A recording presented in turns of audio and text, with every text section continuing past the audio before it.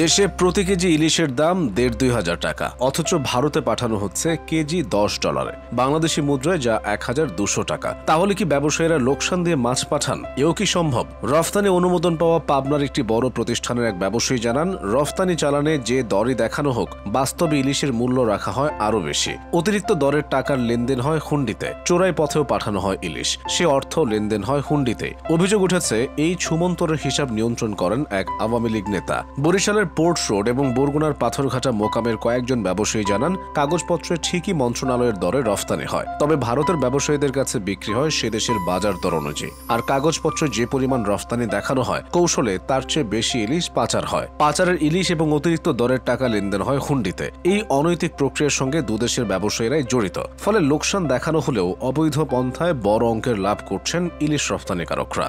একই অবস্থা পাথরঘাটা, বরিশাল, পটুয়াখালী, কক্সবাজার, চট্টগ্রাম, ভোলা, বরিশাল, চাঁদপুর, সাতক্ষীরা, বেনাপোল, যশোরের মোকামগুলোতেও। অভিযোগ রয়েছে, সবচেয়ে বেশি ইলিশ পাচার হয় পাথরঘাটা, বরিশাল এবং পটুয়াখালীর মহিপুরের ইলিশ মোকামগুলোতে। আসলে পুরো ঘটনাটি রহস্যের চাদরে মোড়ানো। যে রহস্যের পেছনে রয়েছে মাফিয়া চক্রের গুপ্তজাল, সেই জাল বিছানো আছে বাংলাদেশ থেকে কলকাতা পর্যন্ত।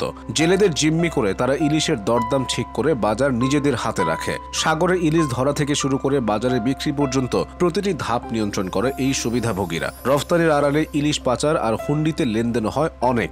জানা গেছে, ইলিশের রফতানির বাজার নিয়ন্ত্রণ করেন বরিশাল মহানগর আওয়ামী লীগের শিল্প ও বাণিজ্য বিষয়ক সম্পাদক নীরব হোসেন টুটুল। হাসিনার 15.5 বছরের শাসনামলে দক্ষিণাঞ্চলে ইলিশ ব্যবসার একক নিয়ন্ত্রক ছিলেন টুটুল। আওয়ামী লীগ সরকারের পতনের পরই তিনি ভারতে চলে যান। পালিয়ে গেলেও বরিশালের মৎস্য খাতের নাটাই এখনো তার হাতে।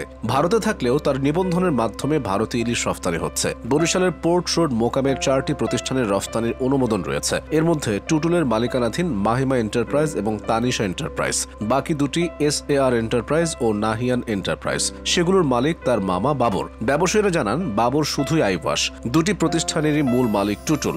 এখনো ভারতে থেকেও টুটুল বৈধ ও অবৈধভাবে ভারতে ইলিশ পাঠান এবং হুন্ডিতে লেনদেন দেখভাল করেন। অর্থাৎ ভারতে বসেই কলকাঠি নাড়ছেন তিনি। কলকাতার ক্রেতা দীপক দেবনাথ বলেন, বাংলাদেশ থেকে প্রতি কেজি $10 কেনা ইলিশ ভারতীয় মুদ্রায় দাম পড়ে মাত্র 830 রুপি। অথচ ভারতের খুচরা বাজারে সেই ইলিশের দাম পৌঁছাচ্ছে 2,500 রুপিতে। দিল্লি, পুনের মতো বাজারে একই ইলিশ বিক্রি হচ্ছে প্রতি কেজি 4,000 রুপি করে। দীপকের প্রশ্ন, বাংলাদেশ থেকে ইলিশ ভারতে আসার পর কি এমন ঘটে যার কারণে ইলিশের দাম 3 গুণ হয়ে যায়? আবার কলকাতার হাওড়া, পাতিপুকুর, বারাসাত, শিয়ালদা, শিলিগুড়ির পাইকারি বাজারে নিলামে 1 কেজির চেয়ে বড় ইলিশের পাইকারি বাজারে দাম উঠছে 1600 থেকে 1800 রুপি, আর 1 কেজির নিচে দাম ওঠে 1400 থেকে 1500 রুপি। অর্থাৎ কাগজে কলমে $10 হিসাব চললেও বাস্তবে চড়া দাম গুনতে হয় দুদেশের জনগণকে। সাধারণ মানুষের পাত থেকে ইলিশ চলে যাচ্ছে ধনী মানুষের পাতে। আর নানা বিতর্কের মাঝে লাভের গুড়টা খেয়ে নেন জনাব টুটুলের মতো ব্যবসায়ীরা।